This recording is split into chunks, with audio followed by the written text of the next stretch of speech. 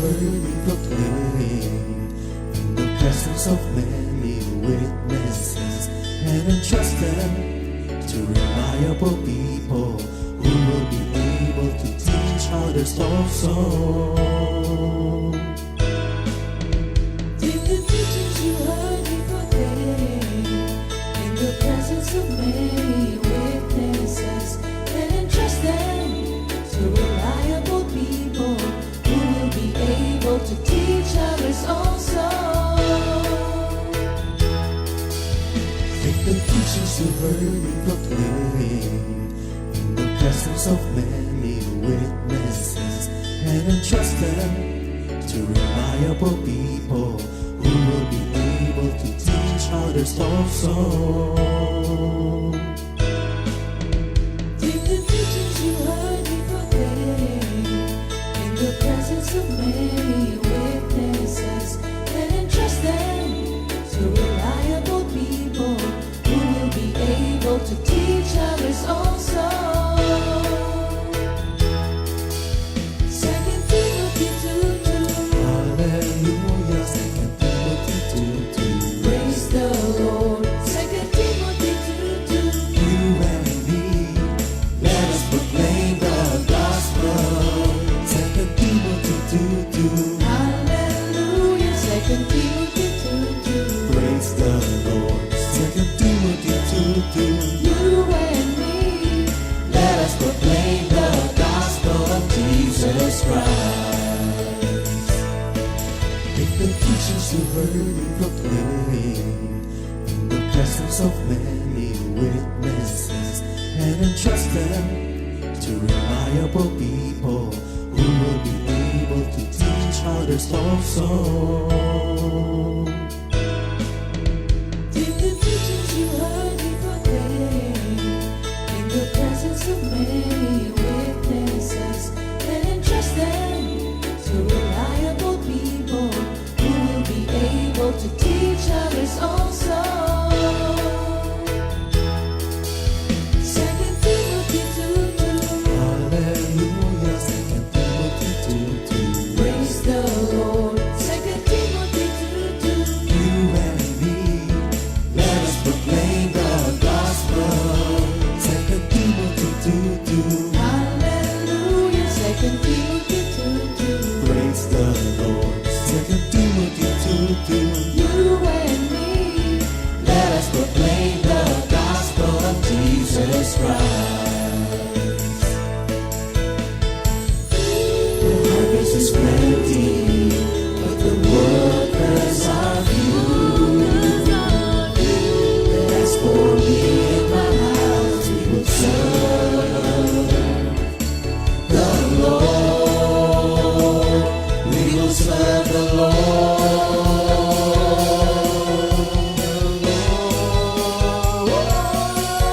Second Timothy 2:2. Hallelujah. Second Timothy 2:2. Praise the Lord. Second Timothy 2:2. You and me, let us proclaim the gospel. 2 Timothy 2:2. Hallelujah. 2 Timothy 2:2. Praise the Lord. 2 Timothy 2:2. You and me, Let us proclaim the gospel of Jesus Christ. 2 Timothy 2:2. Hallelujah. 2 Timothy 2:2. Praise the Lord. 2 Timothy 2:2. You and me, let us proclaim the gospel. 2 Timothy 2:2. Hallelujah. 2 Timothy 2:2. Praise the Lord. 2 Timothy 2:2. You and me, let us proclaim, live up this day, delighting the Lord for His goodness. Let us proclaim, live up this day, delighting the Lord for His goodness. Let us proclaim, live up this day, delighting the Lord for His goodness. And He's God.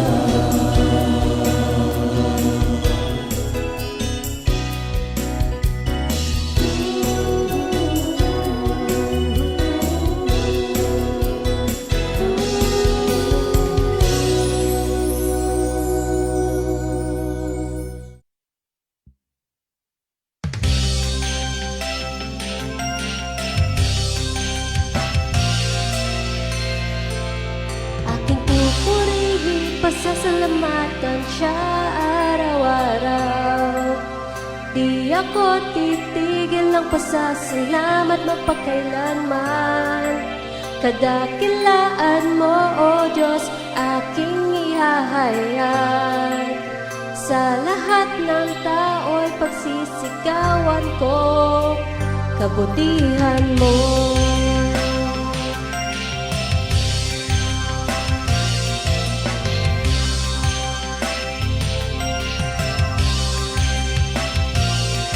Aking pupurihin, pasasalamatan siya araw-araw. Di ako titigil ng pasasalamat magpakailanman. Kadakilaan mo, O Diyos, aking ihahayag. Sa lahat ng tao'y pagsisigawan ko kabutihan mo. Araw man o gabi, ako'y nananalangin sa ating Diyos Ama na dumitindi. Panalangin tinutupad, pagsubok man ay pinapasan. Pag-ibig niya ay walang hanggan sa aking buhay. Araw man o gabi, ako'y nananalangin sa ating Diyos Ama na dumidinig. Panalangin tinutupad, pagsubok man ay pinapasan. Pag-ibig niya ay walang hanggan sa aking buhay. Pupurihin, pasasalamatan siya araw-araw. Di ako titigil ng pasasalamat magpakailanman. Kadakilaan mo, O Diyos, aking ihahayag. Sa lahat ng tao'y pagsisigawan ko kabutihan mo. Ako ay mapalad, ako'y may Diyos na buhay, isang Ama at kaibigan kong tunay. Aking pupurihin, pasasalamatan siya araw-araw. Di ako titigil ng pasasalamat magpakailanman. Kadakilaan mo, O Diyos, aking ihahayag. Sa lahat ng tao'y pagsisigawan ko kabutihan mo. Pupurihin, pasasalamatan siya araw-araw. Di ako titigil ng pasasalamat magpakailanman. Kadakilaan mo, O Diyos, aking ihahayag. Sa lahat ng tao'y pagsisigawan ko kabutihan mo. Kabutihan mo. Kabutihan mo.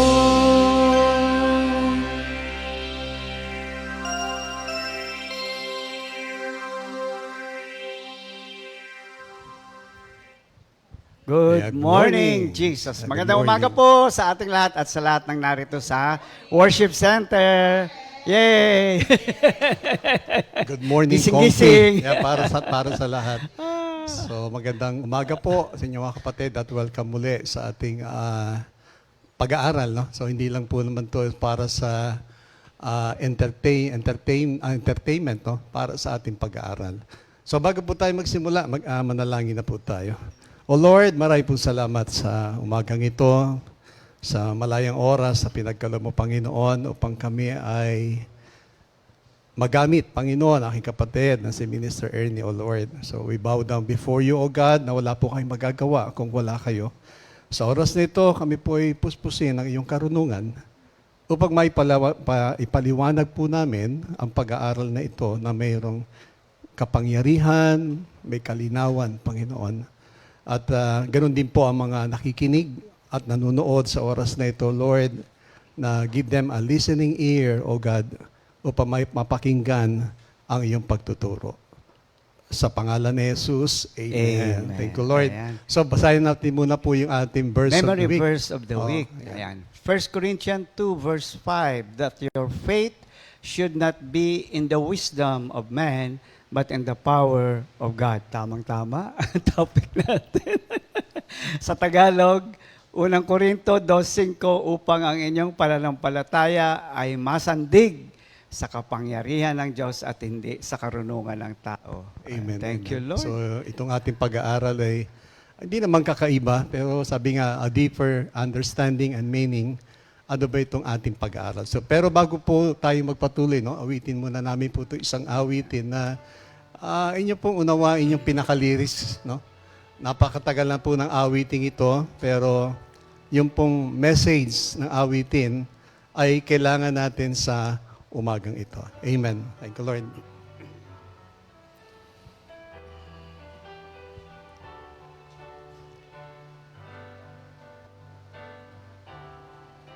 Let the Lord have His way in your heart every day. There's no peace, there's no rest until the Lord have His way. Put your trust in His hands, rest secure in His plan. Let the Lord have His way. One more Isa pa. time. Let the Lord have His way in your hearts every day. There's no peace, there's no rest until the Lord have His way. Put your trust in His hands, rest secure in His plan. Let the Lord have His way. Alam mo yung awitin yan, Mr. Ernie, sabi, let the Lord have His way. Tapos, yung ating pag-aaral po ngayon ay, this is the way of God, no? It is the way of God kung paano tayo mabubuhay o mamumuhay as a Christians. Yan nga yung ating memory verse of the week. It summarizes the lesson for today that we should completely depend on the power of God and not on the wisdom of man. Yes, yun talaga ang totoo nun. Medyo Kaya nga, itong ating matindi pag-aaral actually. tungkol sa Beatitudes. Maaring lagi na natin po naririnig ang mga pagtuturong ito, pero siguro habang ating pinag-aaralan, laging deeper understanding. Ano nga ba itong Beatitudes? But anyway, bago po natin talakayin ito dun sa Matthew 5, last week, I think Sunday ata yun, no? Ang naging word ay dun sa Matthew 4, na kung saan nagsimulang magturo ang ating Panginoon. Nagturo, He teaches, He preach, and He healed diseases. Pero pag sinundan niyo po yung Matthew 4, sabi kasi doon sa pinakang title, Jesus begins His ministry.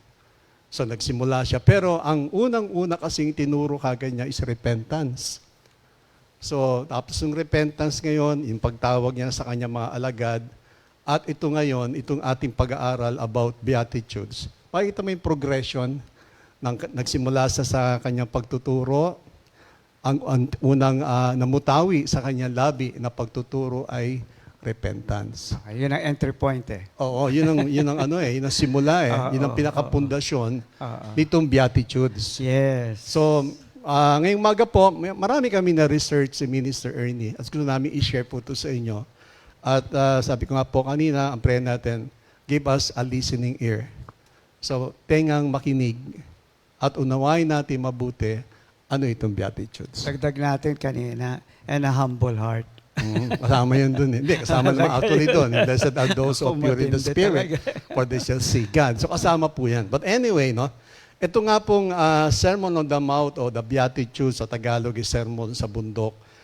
Ito particular pong itong Matthew 5, sa Gospel ni Matthew, makikita nyo po na inilarawan ni Matthew na ang Panginoon ay nagsimula siyang magturo.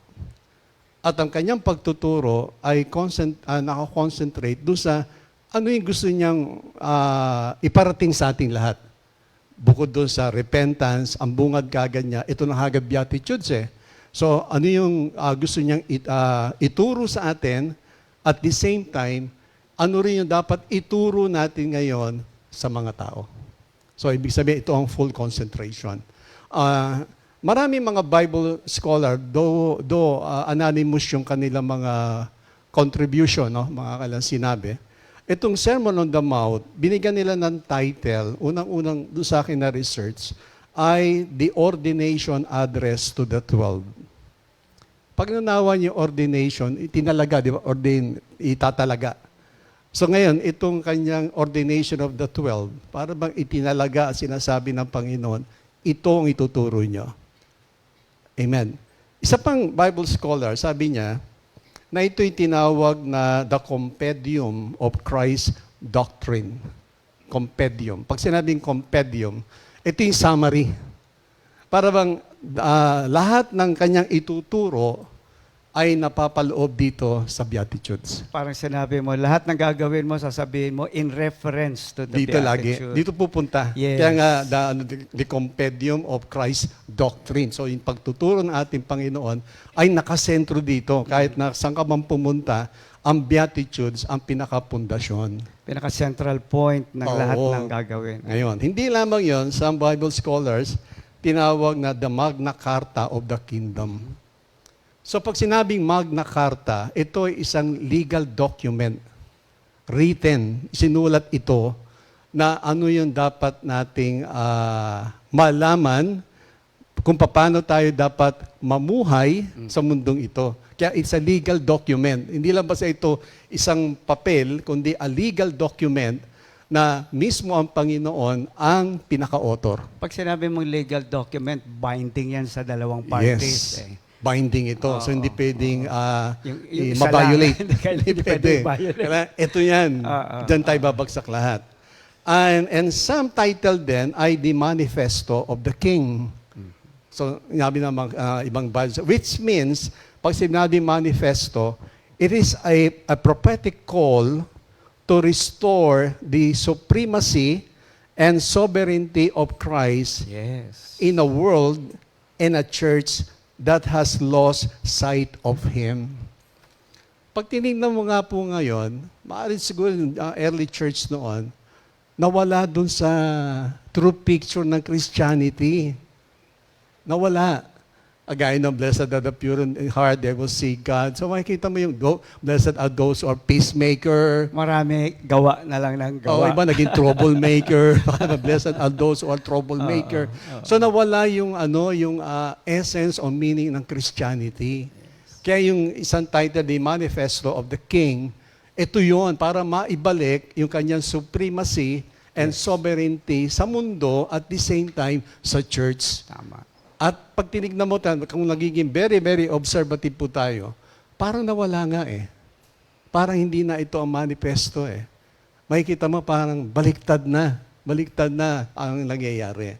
Now, dito nga po, no, ang ating Panginoon, Jesus began His sermon with words that seem to contradict each other. Pag tinignan mo nga siya, parang contradicting, no? But blessed are the poor. Paano pinagpala yung poor? Lahat naman ng turo ni Lord, gano'n eh. Kaya ang ating definition ng blessing is, the blessing, ikaw ay mayaman, maraming pera, maraming kotse, gano'n. Yan ang blessing, di ba? Lagi sinasabi. Pero, kapaligtan lang, contradicting. Blessed are those who mourn, blessed are those who are poor. Mahirap talaga. Now, but God's way of living usually contradicts the world. Totoo naman talaga po ito. Talagang kontra yung buhay na meron dapat ng isang Kristiyano sa buhay ng mundo. Kaya lagi tayong pinapaalalahanan. Hindi na tayo pareho ng mundo, the ways, yung lifestyle, the way we talk, the way we move, the way we dress. Pwede nating adapin yung mga damit, okay naman. Pero hindi pwede to the extent na halos nakalimutan na natin na para bang kulang na lang na may suot ka pa ba? Parang wala ka lahat ng suot. So, hindi ganoon. Alis na tayo doon dapat eh. At hindi lamang po yon, sabi nga, if you want to live for God, you must. Ito ngayon. So bilang isang tao at you want to be a Christian, kailangan i-prepare natin ating sarili na be ready to say and do what seems strange to the world. Do and say. Ready tayo dapat doon. Gawin natin kung ano nire-require sa atin. Sa Corinthians, sabi nga po doon, tayo ay, ang mamiligaya, ang pagkakasabi lagi, walking Bible. No, iisip ko, ano ba ibig sabihin ng walking Bible? Lalakad na Biblia? Yung ba yun? Pero pag sinabing walking Bible, para tayong para tayong billboard, nagbibigay ng kung ano ba yung itsura ng isang pantalon, polo, sapatos, tayo, dinedemonstrate natin ano ang hindi na maitsura, no? How a Christian live. Tawag nga ni Paul, living epistles. Yes.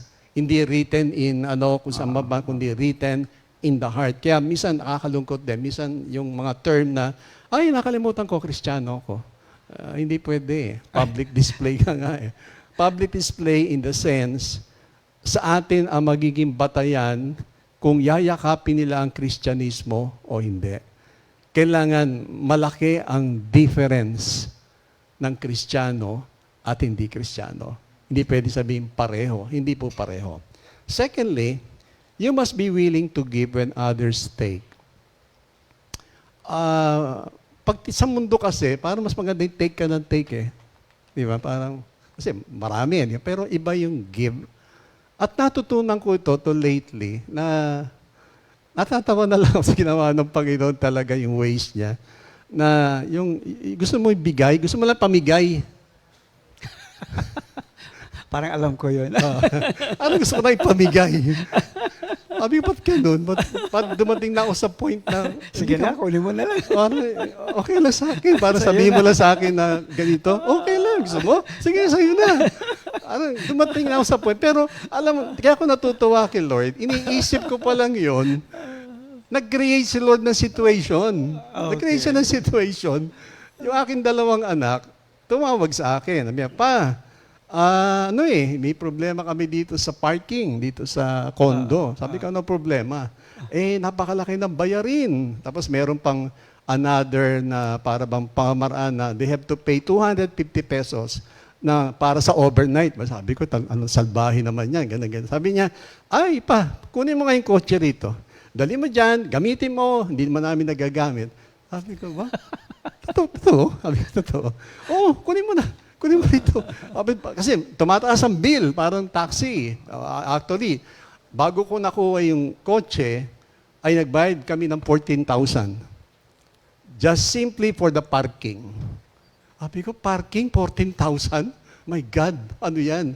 Then, nung inuwi ko na yan, andyan na nga, sabi ko, Lord, totoo ba ito? Asa harapan ko itong isang brand new na Honda City. Tapos sabi niya, naku, gamitin mo. Hindi man namin nagagamit. Andyan lang kami, ganyan.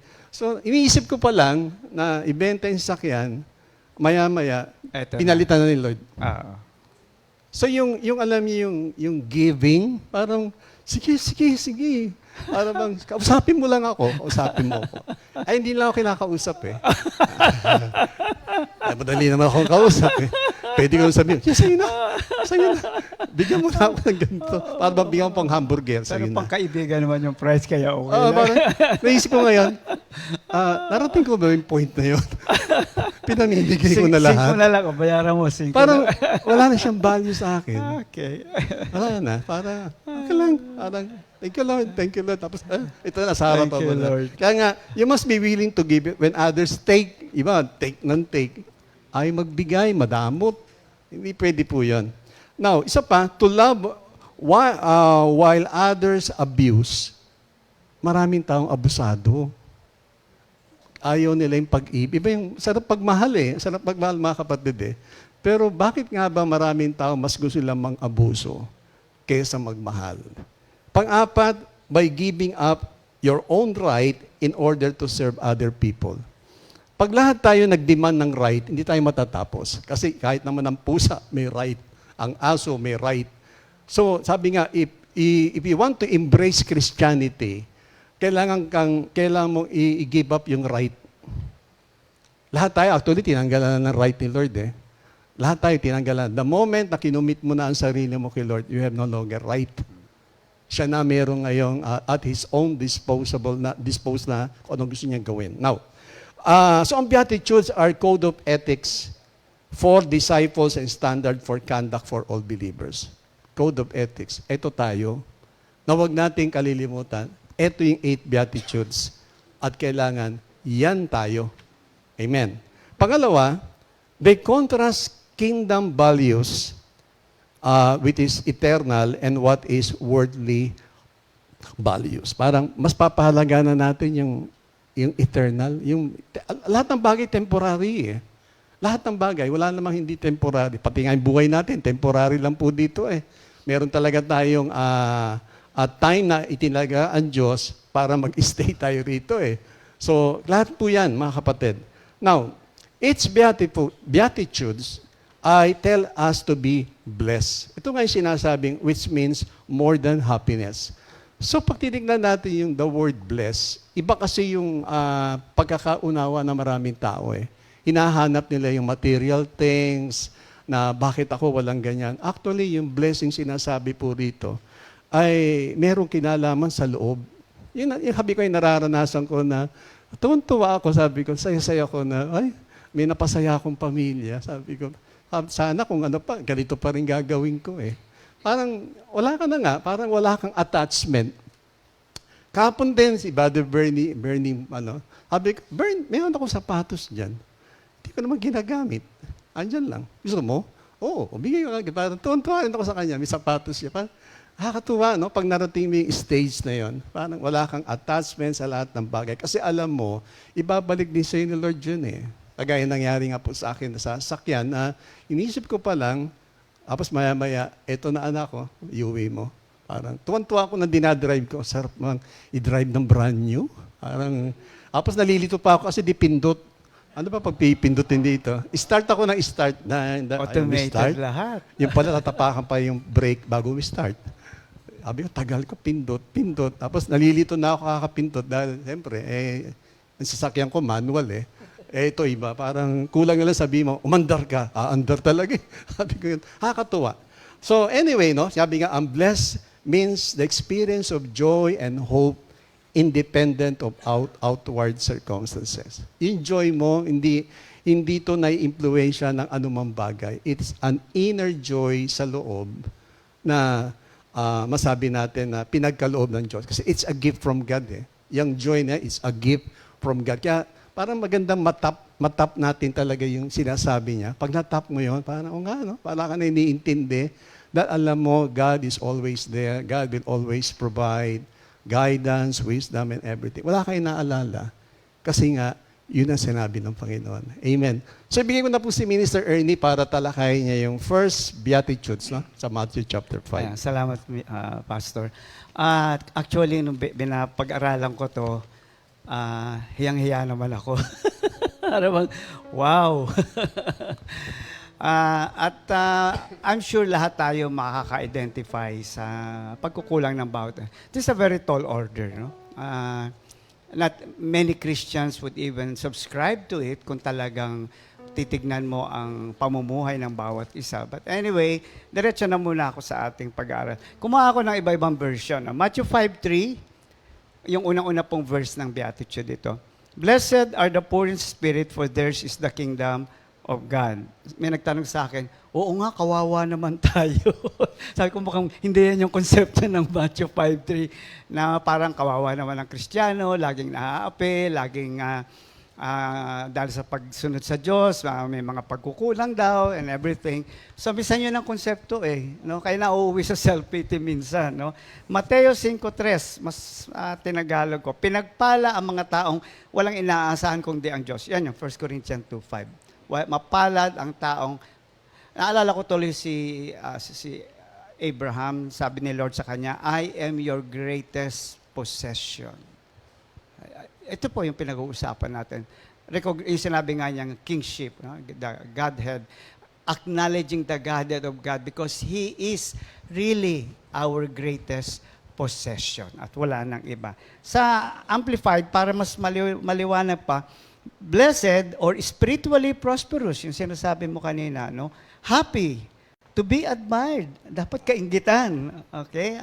Are the poor in spirit. Anong poor spirit? Those devoid of spiritual arrogance, those who regard themselves as insignificant. Ayan, hirap tayo pare-pareho. Kasi ang turo sa atin, self-confidence, kailangan ikaw ay laging yung sarili mo ang natataas and everything, di ba? Kailangan mag-achieve ka pa. Exact opposite. These things are not bad, but they have to be seen in the context of the Bible so that we can see what is God telling us in comparison to what the world is telling us. Kasi kung hindi, sa mundo ang pakikinggan natin. For theirs is the kingdom of God. Sabi pa nga dito, but now and forever. So hindi lang sa kabilang buhay, dito pa lang. Okay? So, sa God's Word translation, blessed are those who recognize, ayun, eto na yun. Blessed are those who recognize they are spiritually helpless. The kingdom of God belongs to them. So dito, ang sinasabi sa atin, as spiritual beings, no? Because the real you and I are actually spiritual. At ang sabi dito, when you acknowledge that spiritually, we are helpless. So pag sinabing spiritually we are helpless, the very being of you, the very ikaw mismo, ay totally helpless. So that also implies your physical need, material needs, emotional, lahat na. No? Kasi nga, tinutukoy dito, diretso no? Yung spiritual being natin. No? Kaya sabi, the kingdom of God belongs to you. Sa'yo ang paghahari ng Diyos. Unang-una, ano ba ibig sabihin nitong Beatitudes? Nakita ko yung precepts. Maganda rin ibig sabihin ng precepts. It's a complete contrast to the value of this world, itong sinasabing Beatitudes. Precepts are general rule intended to regulate behavior and thought. So, hindi ito action. Kaya nga may nagsasabi, be attitude. Kailangan ito ang iyong attitude, kailangan ito ang iyong perspective. Hindi ito ang literal na aksyon. Kumbaga, this is the very spirit of being a Christian. No? Dala-dala mo itong espiritong ito na magbubunga ng isang buhay na kasiya-siya sa Diyos. Because kingdom living is the only lifestyle that will be pleasing to God. Wala nang iba. Okay? So, ang Beatitudes are actually standards. These are the standards. Meron tayong, kumbaga, gumawa ka ng isang, tawag dito, gumawa ka ng isang goods, no? Hindi mo basta gagawin. Tapos na, okay na yan, di ba? May quality control, di ba? So may standards. So tayo ay tinawag ng Diyos at hindi sinabing, sige, bahala ka na, try your best, good luck, sana magpakabait ka. Walang ganun, no? Sabi mo nga kanina, kingship. No? Ang ating Diyos ay ang ating hari. So therefore, may pamantayan. And these are the supernatural standards, meaning hindi ito natural. Kaya siguro hirap na hirap tayong intindihin ang Beatitudes. Because these are standards of a supernatural life and it is addressed only, listen, it is addressed only to those who are already in the kingdom. Kaya pala nung araw gusto kong bumait pero di ko magawa. Imposible. Imposible talaga. Kailangan pumasa ka muna sa paghahari ng Diyos at doon ka palang makakwalify at ma-empower para gampanan ang buhay sa paghahari ng Diyos. So, this is very important because we're talking now of kingdom living. Okay? So, sa ating buhay ngayon na tayo na bumuhay sa paghahari ng ating Diyos, ito ang hinahanap niya sa ating buhay. Okay? It's a supernatural life which is the outcome of God's kingdom reigning in our heart. The key word is outcome. So ang sabi dito, it's a supernatural life na ito ang magiging outcome kung ikaw ay patuloy na mamuhay sa paghahari ng Diyos. So, yun nga yung sinasabi sa 1 Corinthians 2:5, kung aasa ka sa pangyarihan ng Diyos, kasi kailangan umasa ka sa kapangyarihan ng Diyos pagdating dito sa Beatitudes, na hindi ka kaya, no? So, you have to really learn to depend on God.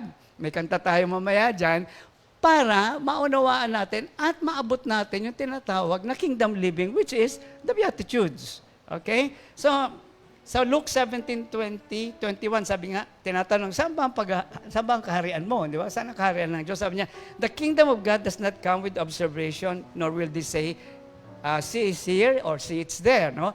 For the kingdom of God is within you. So ang kaharian ng Diyos ay nasa sa atin sa bawat isang tinawag ng Diyos. Isang Kristiyano. So naroon na, ando na yung paghahari. It just needs to operate. But for it to operate, it needs the power of God.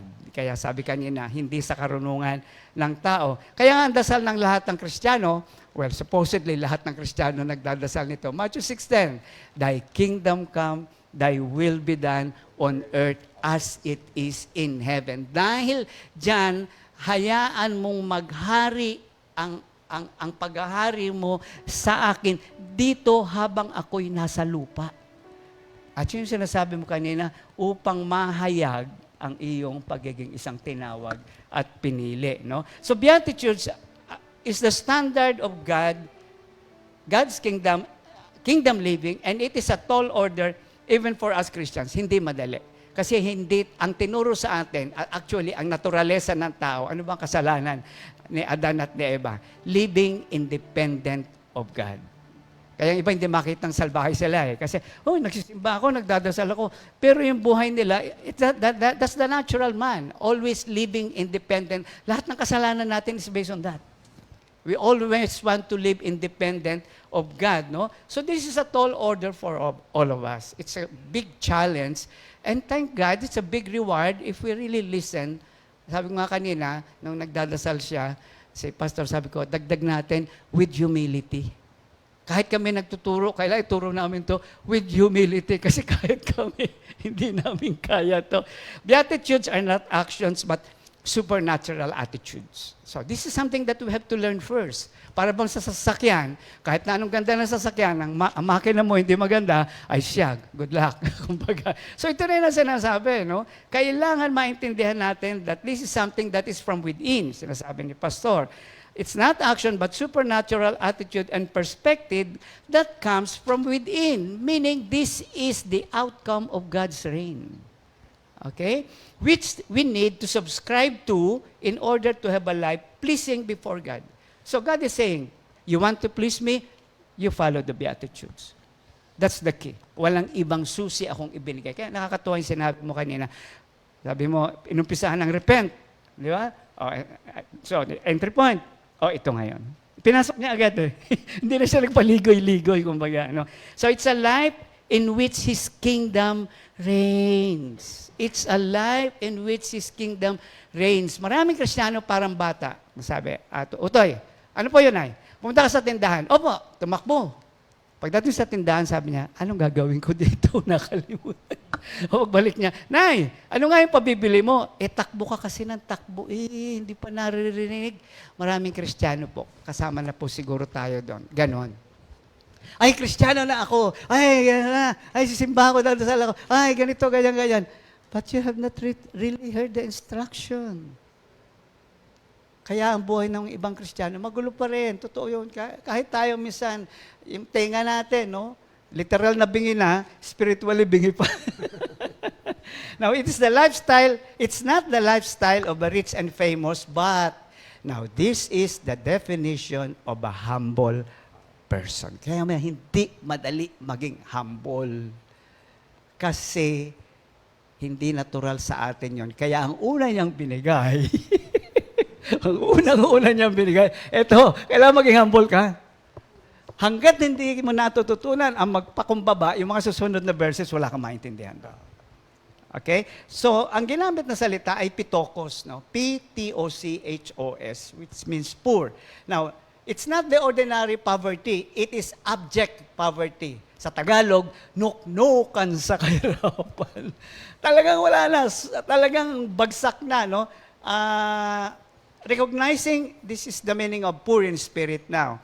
Recognizing our total spiritual disposition. Ganap na karukahan, paghihikahos, which is the exact opposite of self-sufficient, self-made man, whatever self there is, this is exactly the opposite. Kaya nga, ang galing talaga ni Lord, bullseye ka agad dito tayo magsimula. Okay? Dito natin simulan lahat. It's spiritual bankrupt. Ay, pag narinig mo yung bankrupt, di ba? Ay, wala na. Bankarote na yan eh. kailangan dumating tayo sa point na masabi natin, bangkarote ako. Minsan ang daling sabihin, naintindihan ba natin? Naintindihan ba natin? Complete dependence on God. There you go. It's acknowledging, so ito po ay, just for us to reflect, no? For us to see where we are, for us to see where we should go. Acknowledging that there is no saving resource in us. Gusto ko to. Wala anumang bagay na pwede nating gawin na pwedeng magligtas sa akin. Malinaw po yun. Kaya yung nagsasabing ako na may mabait, ako'y gumagawa ng mabuti, hindi po yan magdadala sa atin sa kaligtasan. O ito pa, member ako ng church, Christian ako. Yung pagiging Christian mo is not enough as a resource to save you without obeying what God is telling you to do. Okay? At doon po tayo madalas. Maraming Kristiyano, take it easy kasi Kristiyano na ako, I'm paying my tithes, I'm attending prayer meetings, I'm okay. Okay? Spiritual bankruptcy nga, no? Acknowledging that there is no saving resource in us. Lagi ko po sinasabi sa mga prayer meeting, kaya ba natin tanggapin, bulok ako, mabaho ako. Maraming hindi kayang tanggapin yan. But that's the truth, my brothers and sisters. Ang totoo yun. Ang hirap tanggapin, lalo na yung pinanggalingan natin pare-pareho na may na-achieve ka naman, mabait ka naman, di ka naman pumapatay ng tao. No? There is nothing we can offer of value. Dumating tayo sa point na wala kang mai-offer na kahit na singkong duling, kumbaga. That we are left begging and reaching out to God for His mercy and grace. What is this disposition?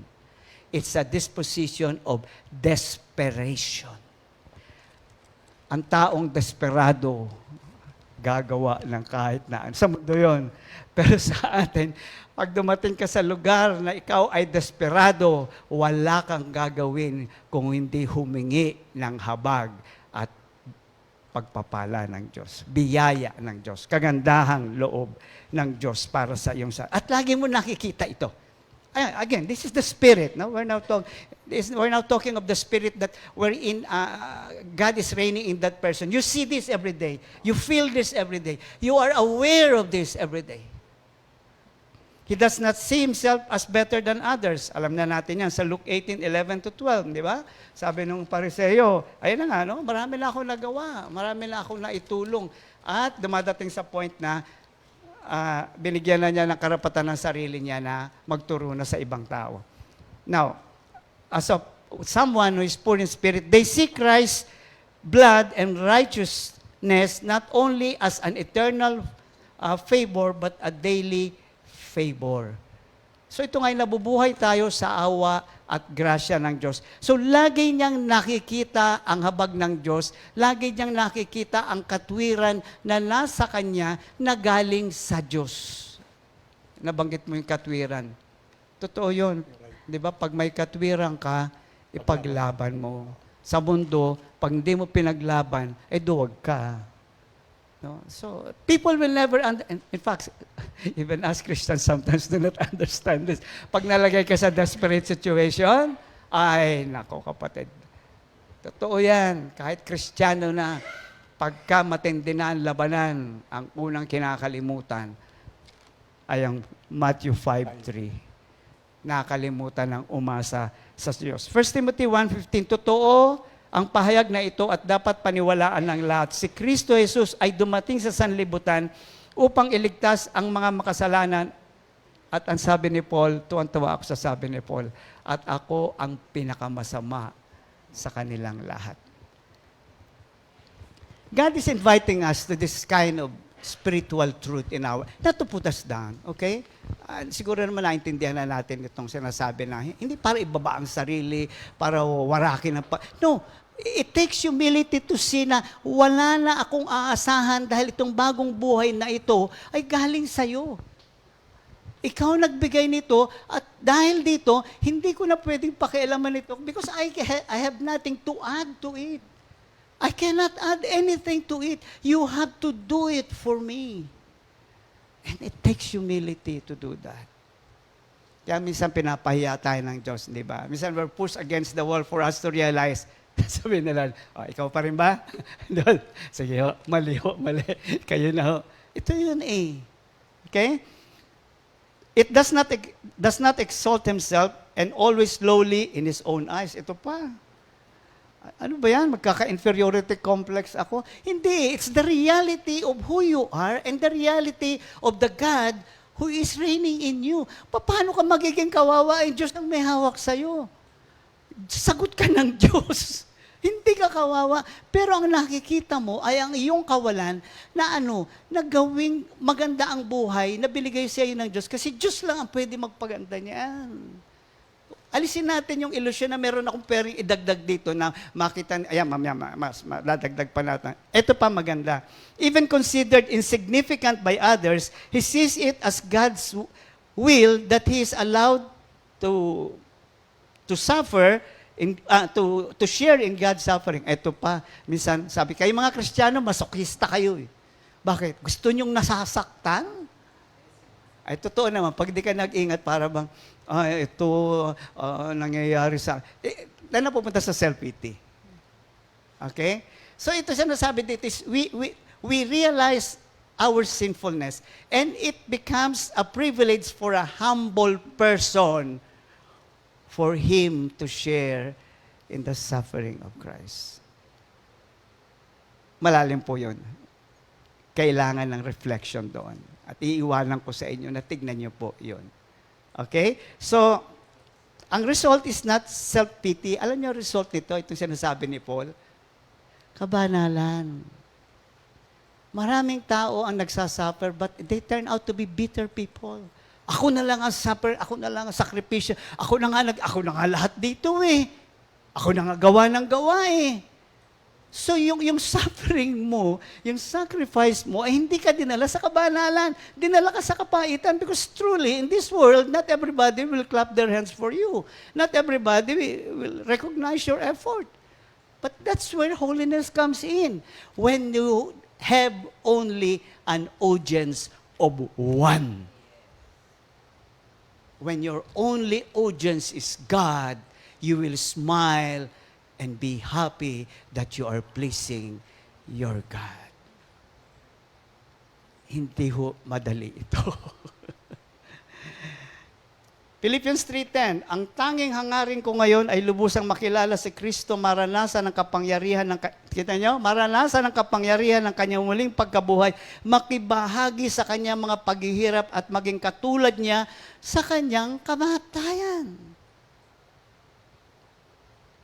That we die in the peaceful love and care and mercy of God because you know I have done the race, I have finished the race, I have pleased my God.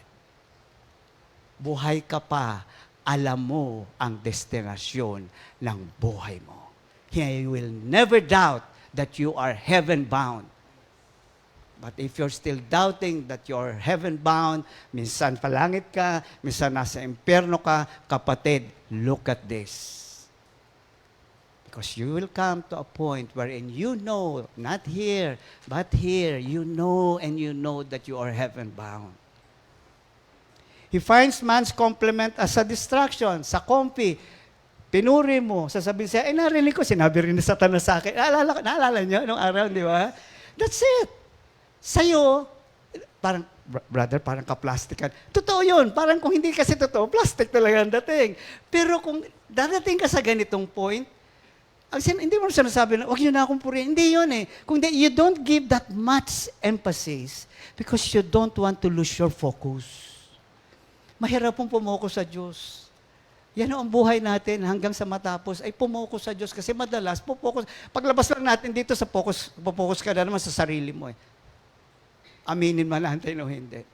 It takes time. It takes a lifetime, by the way. And that's why God is telling us that we need to do this, no? So He has only, ayan, nabanggit ko na, He has only an audience of God and God Himself. What is the difference between good works and kingdom living? Good works are for external purposes, while kingdom living is for within.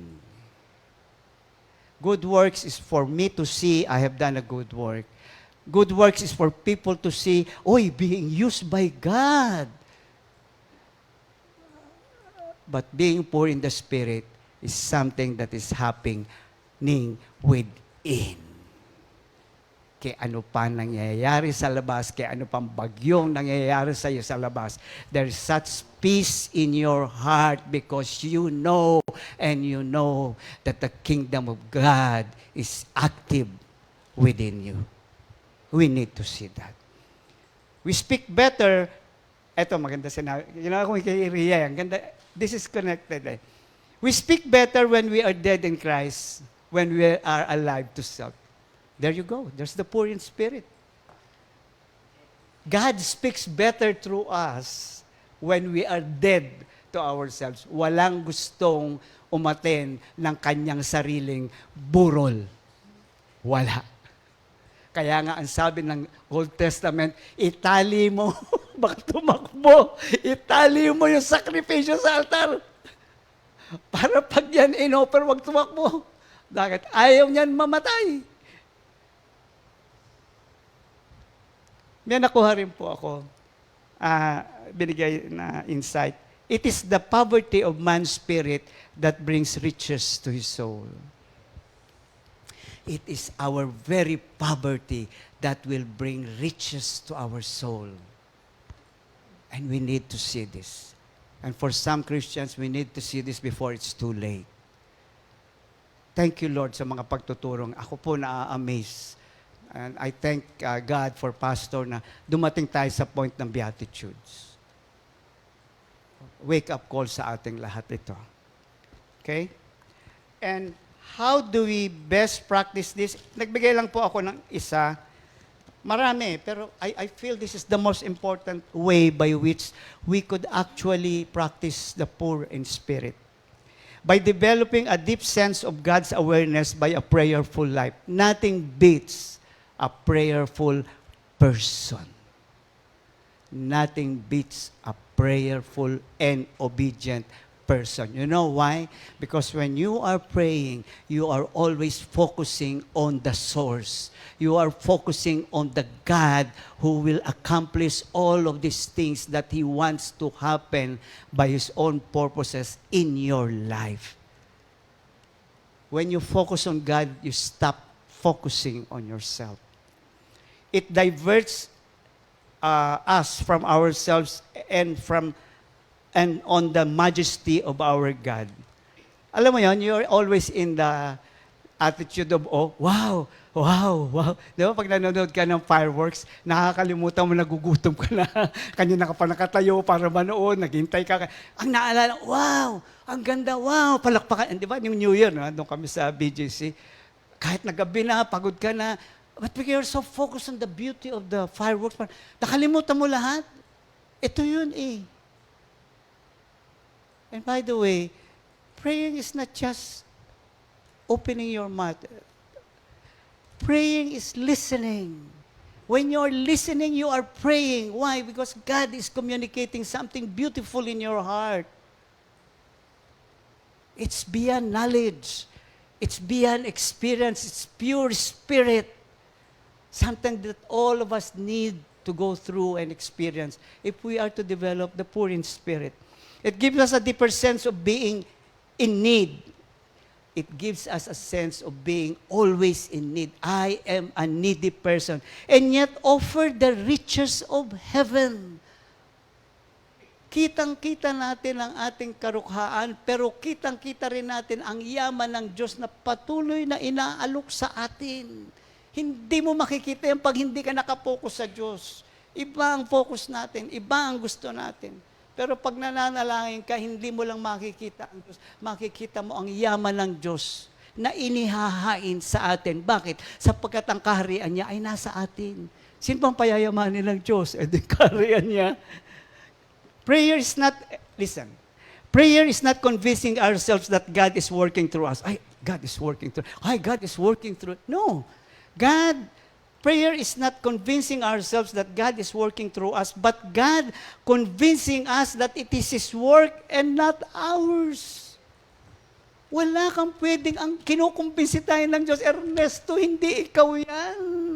Rapi, hindi ikaw yan. Ako yan. Pag hindi tayo nag-ingat, aangkinin natin yung credit, sana naman tayo dadalhin nun. This realization teaches us the poverty of our spirit. Poverty of spirit opened us to a willingness to submit to God's will and to be open to His teaching, and this is very important, and receptive to the transformation of our character by the Holy Spirit. Dito tayo hirap. We are willing to listen to teachings, right? We are willing to attend. Pero pag nagkaroon na ng sitwasyon at tinatransform ka na, ayaw mo na ang poor in spirit. Nasasaktan na ako at nahirapan ako. Alam nyo bakit? Bago ako magtapos. We only have one issue here with God. There's only one issue. You know what it is? Trust issue. It's a question of trust. When we are going through something difficult, God is saying, are you still willing to trust me? Is it my world or your world? Is it my kingdom or your own? And all we need to say is, sige Lord, go ahead. And it takes humility to say that. It takes humility to pray, your will be done. And there are times in our life that we do not want to say it. Amen and amen. Finally, being poor in the Spirit gives us a deep sense of our awe and reverence to God and His Word.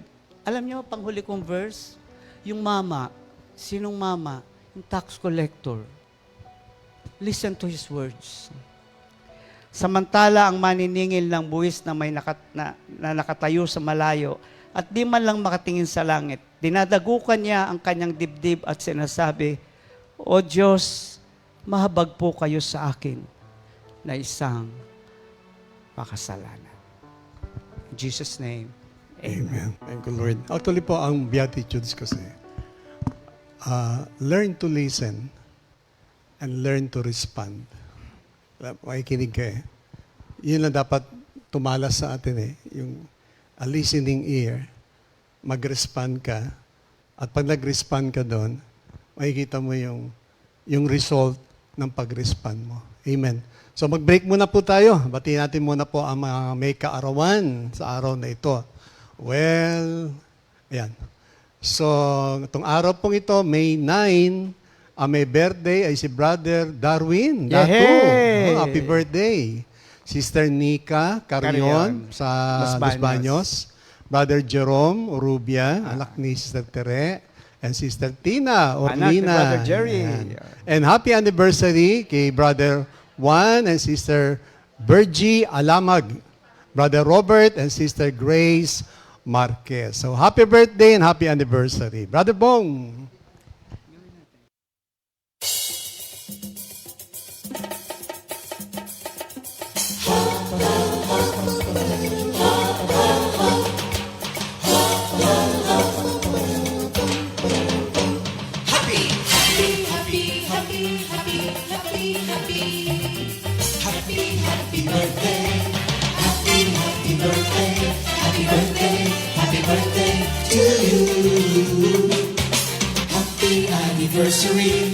Happy anniversary, happy, happy, happy anniversary.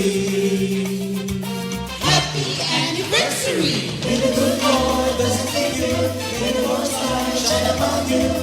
Happy anniversary to you.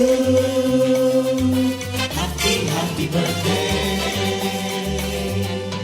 to you.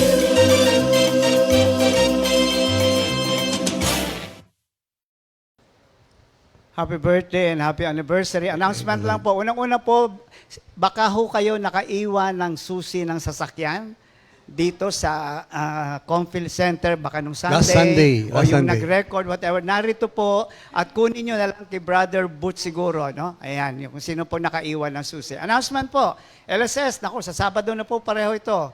8:30 a.m. sa Cramsis po. Ang priority po ay mga employees ng PMS at ng ilan sa Makati area. We have about 36 38, mga 40, mga 45 po ang candidates natin doon. Ano?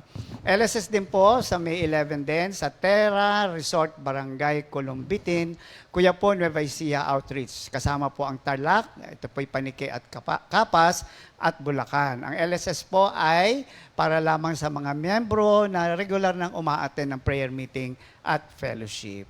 Again, CSM Summer Camp, May 31, Friday po ito hanggang June 1, Saturday, overnight. At Angela's Leisure Farm and Resort in San Pablo, Laguna. Meron po tayong babayaran 1,200. Pasok na po dyan ang pagkain at ang inyong titirhan. Ang iba pong detalye ay hintayin na lang po natin. Mamaya na lang po ang New Song of the Week at magpapatuloy po ang ating pag-aaral ng Beatitudes. Tawagin natin si Pastor Rafi para sa kanyang pag-aaral dito. Thank you, Lord. So magandang muli, mga kapatid. So nandun na tayo sa una, no? Blessed are those who are poor in the spirit. Ngayon, nandito po tayo sa pangalawa. Blessed are those who mourn, for they shall be comforted. Well, sa akin pong pag-aaral, meron tatlong possible meaning itong blessed are those who mourn. So tingnan natin itong tatlong possible meaning at nag-end up yung isang scholar na pinagsama-sama niya yung tatlo at maaring ito yung gustong iparating ng Panginoon. So unang-una, no, yung salitang mourn ay galing sa Greek word na penteo. P-E-N-T-H-E-O. Penteo. Nang ibig sabihin ay filled with grief. So puno ng kalungkutan. It is a word used for mourning for the dead. Sa Tagalog yan, kapighatian. Oo, sobrang kapighatian. At ang isang possible meaning nga po niya ay maaring ito yung mourning sa namatayan o namatayan ng mahal sa buhay. Ngayon, ay isang napakagandang halimbawa rito sa Old Testament. Dito po sa Genesis chapter 37 verse 34 na kung saan nag-mourn si Jacob na sa kanyang paniniwala na namatay na ang kanyang anak. Nakalagay po doon, Jacob tore his clothes in sorrow and put on sackcloth. He mourned for his son a long time. So, sobrang kapighatian, no, na naramdaman na doon sa mga namatayan, lahat naman ako, namatayan din ako. So, iba yung grip nun eh. Talagang sobrang lungkot na hindi mo kayang ipaliwanag.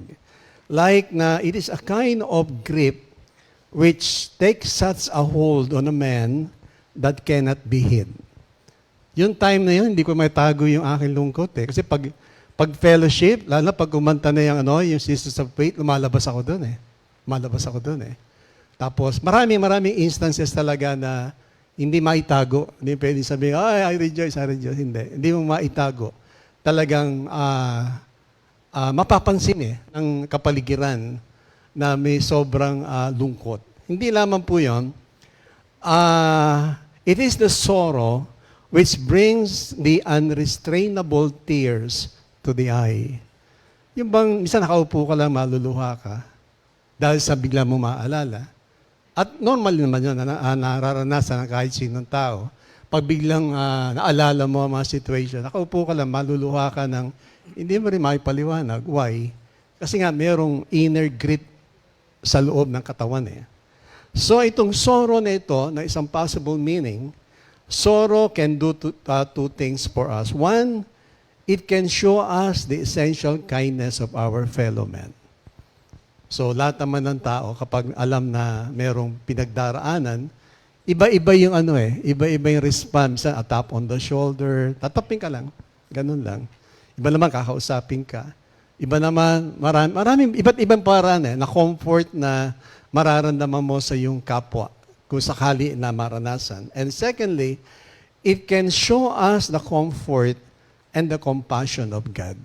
Iba naman to, kung paano magko-comfort ang Panginoon yung mga time na yun. At hanggang ngayon nararamdaman ko yun, kung paano niya ako i-comfort, paano niya ako paliligayahin. Sabi nga sa mga maliit na bagay lamang, matutuwa ka. Kagaya itong lately nga na nangyari nga po na, sabi ko, ba't kaya sinasabi ni Lord? Para ba sa tenga ko, dispose mo, dispose mo, dispose mo. Ba't kaya pinadi-dispose? Eh, hindi na ako magkadatuto. Dispose, dispose, dispose. Eh, sige, sabi ko, sige Lord, dispose. Sabi ko, paano? Eh, hindi ko rin alam. Eh, tapos yung pala, nung nag-respond na ako, kinomfort niya ako. Eh kasi bibigyan kita ng bago. Kailangan dispose mo yan para mabigyan kita. Oo nga naman. Yung mga ganung bagay, no, kung paano ka i-comfort Lord. Although, there are many ways. No? Iba-iba yung ways talaga ni Lord kung paano tayo i-comfort. Kaya nga, yun ang maaaring isang possible meaning. No? Mourning sa taong namatayan na mahal sa buhay. Pangalawa, na maaaring possible meaning, so some other people have taken this beatitude na blessed are those who are desperately sorry for the sorrow and sufferings of this world. O nga naman, kung ikaw updated ka sa nangyayari, malulungkot ka eh. Na bakit ganun? Mga baha, namamatayan, mga inaapi. Ako, yung manood ng mga ganun dahil parang hindi ko matagalan eh. So, ano ba yung damdamin natin ngayon sa nangyayari sa paligid? Mari sabihin na, sorry sila, dito sa Pilipinas, hindi. Iba yung ating na-encounter. Pero pag tinignan mo nga ang buong mundo, there is so much sufferings. Iba-iba, sakit, andyan yung poverty, hindi magkasundo, nation against nation, people against people. Nakakalungkot na mapanood na ito ang nangyayari, maraming walang makain, di ba? Nakakalungkot. So yung sinasabi ngayon ng mga sumulat, ng mga Bible scholar, ano nga ba ang damdamin natin sa mga naririnig natin ngayong suffering sa kapaligiran? Ito ba yung nagli-lead sa atin for us to pray, to bow down before God, para ipag-pray sila, hindi dahil sa mabuti pa tayo, okay pa tayo dito, pero paano yung mga ibang tao sa ibang mundo, yung mga bata, di ba, makikita mo yung mga bata na, kahit dito sa ating Pilipinas, marami naman tayo makikita. Ano yung ating saloobin doon? Masaya ba tayo? Malungkot ba tayo? Kasama ba natin itong ipinagdarasal? Na although alam naman natin, it is bound to happen. Pag Matthew 24, pag binasa niyo po yan, everything bound to happen. Hindi natin pwedeng baguhin. Ang ating prayer talaga is, lahat ng tao makilala si Jesus. Tanggapin si Jesus. But to change the situation, hindi na mangyayari. Kasi pag ganun ang ating magiging prayer na, Lord, baguhin mo yung situation, then we are going against sa kanyang word. Sinabi niya na bound to happen.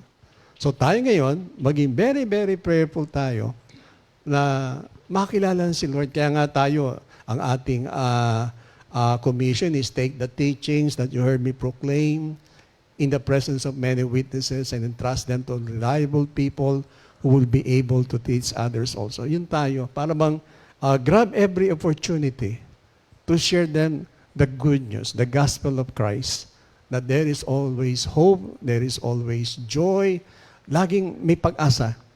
Ngayon, yung pangatlong possible meaning ay, sabi nga nung sumulat na nabasa ko, both of this mourning na sa dead, suffering of the world, ay nagsasum up ito sa isang pinopoint. Ang sinasabi po ngayon na blessed is the man who is desperately sorry for his own sins and his unworthiness. So most likely, na itong mourning na ito ay siguro yung dalawa, hindi naman natin sinabing tanggalin yon. So maaaring nakasentro ito na tungkol sa tao na nagkasala at yung kanyang sarili na walang unworthy tayong lahat. Unworthy before God. Magkadugtong sila, no? Oh, yes. Ang puri the Spirit kasi yung point Oo. yung wala kang magagawa talaga. Talagang may kita niyo yung pagkakaayos ng yung progression ng pagkakaayos ng Beatitudes. Pag pinag-aralan mo siya, sunod-sunod siya eh. Magkakasunod siya eh. Now, yung kagaya sabi ko kanina, no? Sa Matthew 4:17, ang unang-unang namutawi sa labi ng ating Panginoon na pagtuturo is repent. At ito lang, a couple of days, part din ng ating pagtuturo yon. Now, so dito, no man can repent unless he is sorry for his sins. Only God knows kung ang tao ay nagrepent o hindi. Kasi pwedeng dayain ng kahit sino na nagrepent. Pero since nasa atin ang banal na Espiritu Santo, madali para sa atin to discern kung ang isang tao ay dumaan sa true repentance. Ano ba yung hinahanap natin? Actually, hindi eh. Ako hindi ko hinahanap yung ginagawa eh. Alam ko, mafe-feel ko eh. Dahil sa ang Panginoon, ang banal na Espiritu nasa atin, mararamdaman mo eh. Na kung itong taong ito ay nagbago at nakita niya ang kanyang kasalanan. Tingnan niyo itong Psalm 51. No? Napakaganda po nung kay David. Tingnan niyo yung expressions niya rito. Psalm 51, simulan ko na po sa verse 1. Tingnan niyo yung kanyang expression dito. Be gracious to me, O God, according to your loving kindness, according to the greatness of your compassion. Blot out my transgressions. Wash me thoroughly from my iniquity, and cleanse me from my sin. For I know my transgressions, and my sin is ever before me. Against you only I have sinned, and done what is evil in your sight, so that you are justified when you speak, and blameless when you judge. Behold, I was brought forth in iniquity, and in sin my mother conceived me. Behold, your desire truth in the innermost being, and in the hidden part you will make me known wisdom. Purify me with hyssop, and I shall be clean. Wash me, and I shall be whiter than snow. Make me to hear joy and gladness. Let the bones which you have broken rejoice. Hide your face from my sins, and blot out all my iniquities. Create in me, O God, a heart, and renew a steadfast spirit within me. Nakita niyo yung prayer dito ni David. He was praying na, sabi niya na, create in me, O Lord, a pure heart. Alam niya eh, na wala siyang pusong malinis eh. Kaya si David, nagpapakreate na ngayon siya ng isang bagay na wala siya. At doon nagsimula yung kanyang repentance. Doon nagsimula yung kanyang pagbabago. Now, the things which really changes men is when they suddenly come up again something which open their eyes to what sin is and to what sin does.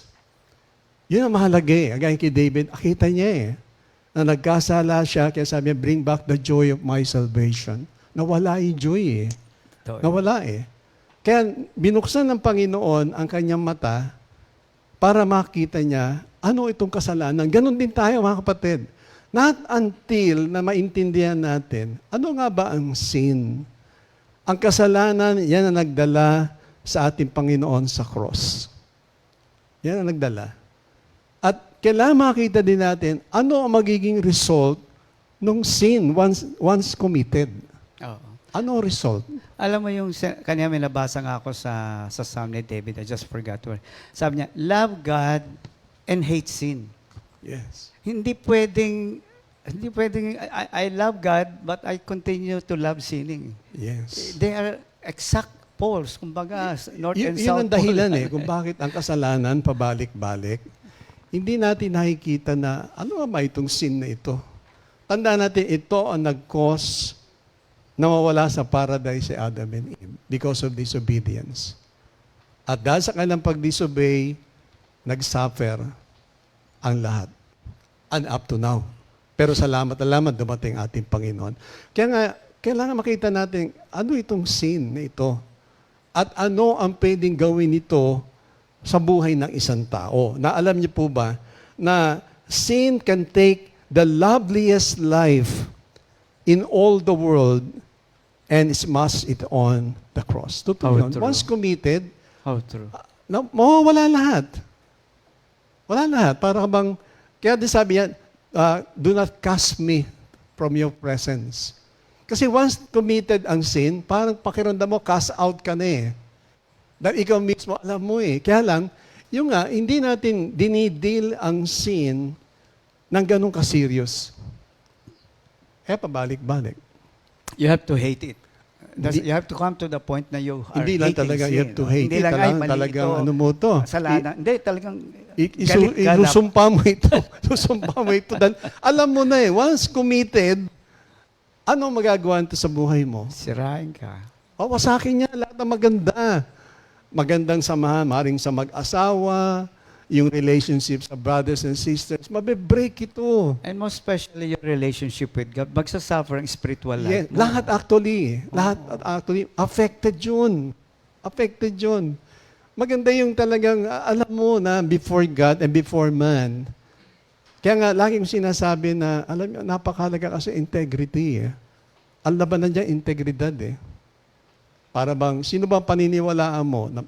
Sabi natin, may nagkwento sa'yo, may nagsabi sa'yo. Now, look at the integrity of that person. Ito ba, reliable ba ito? Para bang mayroong pelikula, alala mo, Mr. Ernie, yung Look Who's Talking.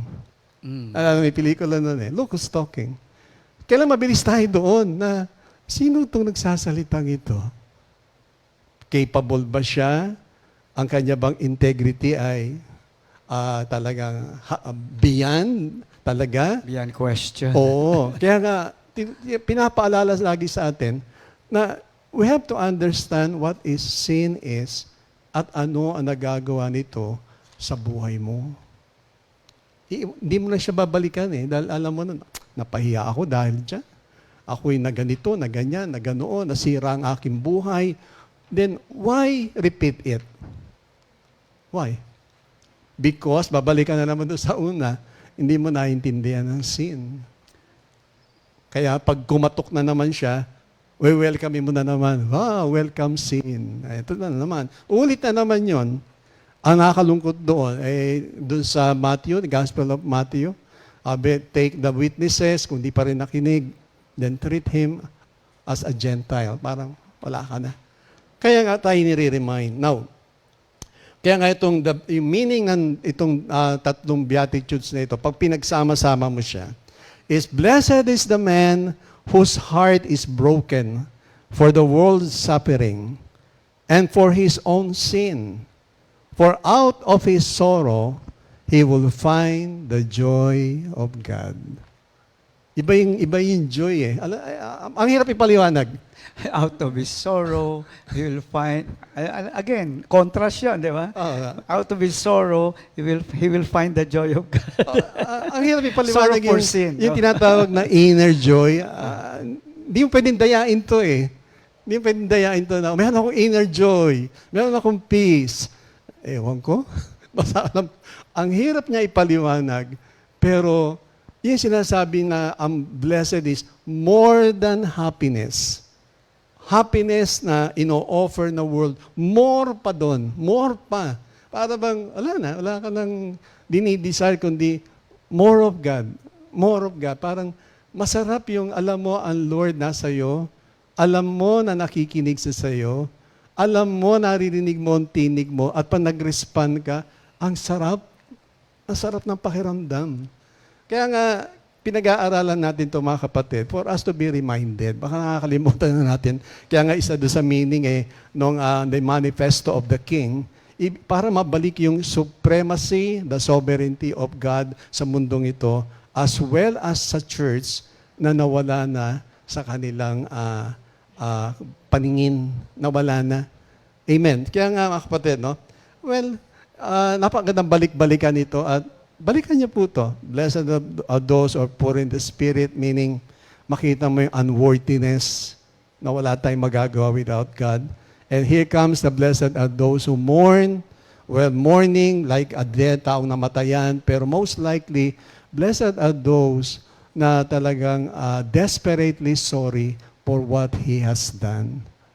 Amen. So nawa, ito po'y nakatulong sa atin to be reminded, we as a Christians, ay kinakailangan ay ito yung ating standard conduct, ito yung dapat nating, ito yung dapat makita sa atin bilang mga Kristiyano. So, magandang umaga po mga kapatid at mag-e-end po kami At sa repeat new song of the week. Ang title ay Mananatili Tama-tama, Sa'yo. mananatili. Oh, composed and arranged by Brother E.J. E.J. Inco and Sister Esa Nokum. Accompaniment by Brother E.J. Inco, Brother Ainel, and Brother Aaron Nokum. Magandang Ayan. umaga po sa ating God lahat. bless you mga God kapatid. bless you. Thank you, Lord.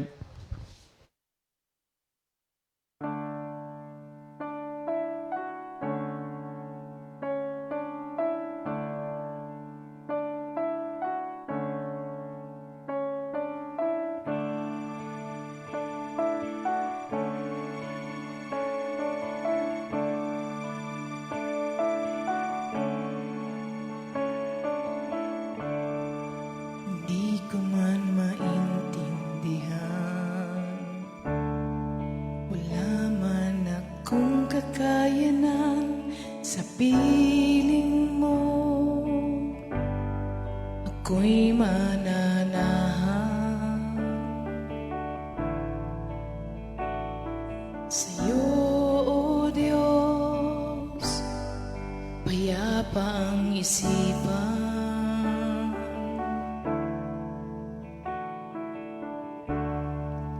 Ikaw ang aking kanlungan, ikaw ang kalakasan, mawala man ang lahat sa mundo, salita mo'y totoo.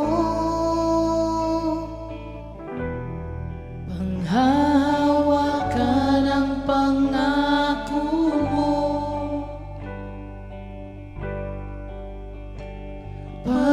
Panginoon, ako'y sa'yo. Ako'y mananatili, ika'y mabigyang papuri, O Diyos. Susundin ang kalooban mo, ako'y mananatili, sa'yo'y magtitiwala, O Diyos.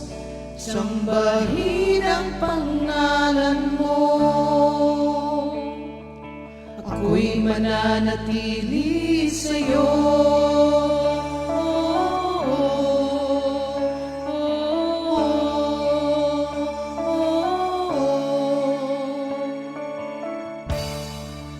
Ikaw ang aking kanlungan, ikaw ang kalakasan, wala man ang lahat sa mundo, salita mo'y totoo.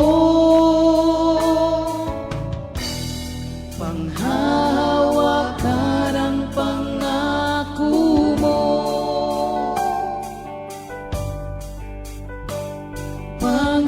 Panginoon, ako'y sa'yo. Ako'y mananatili, ika'y mabigyang papuri, O Diyos. Susundin ang kalooban mo, ako'y mananatili, sa'yo'y magtitiwala, O Diyos. Sambahin ang pangalan mo, ako'y mananatili sa'yo.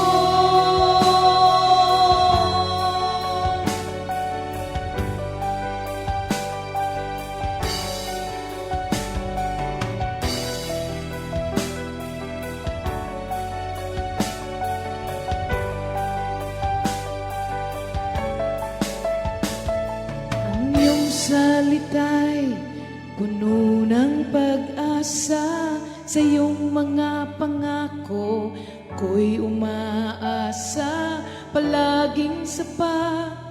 Pag-ibig mo'y tapat, Panginoon. Wala kang katulad, ang iyong salita'y puno ng pag-asa. Sa iyong mga pangako, ako'y umaasa, palaging sapat. Pag-ibig mo'y tapat, Panginoon.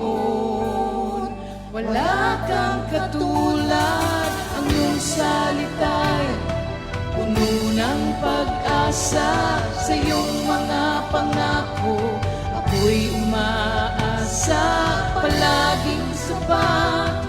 Pag-ibig mo'y tapat, Panginoon. Wala kang katulad. Ako'y mananatili, ika'y mabigyang papuri. O Diyos, susundin ang kalooban mo. Ako'y mananatili, ika'y mabigyang papuri. O Diyos, susundin ang kalooban mo. Ako'y mananatili, sa'yo'y magtitiwala. O Diyos, sambahin ang pangalan mo. Ako'y mananatili sa'yo.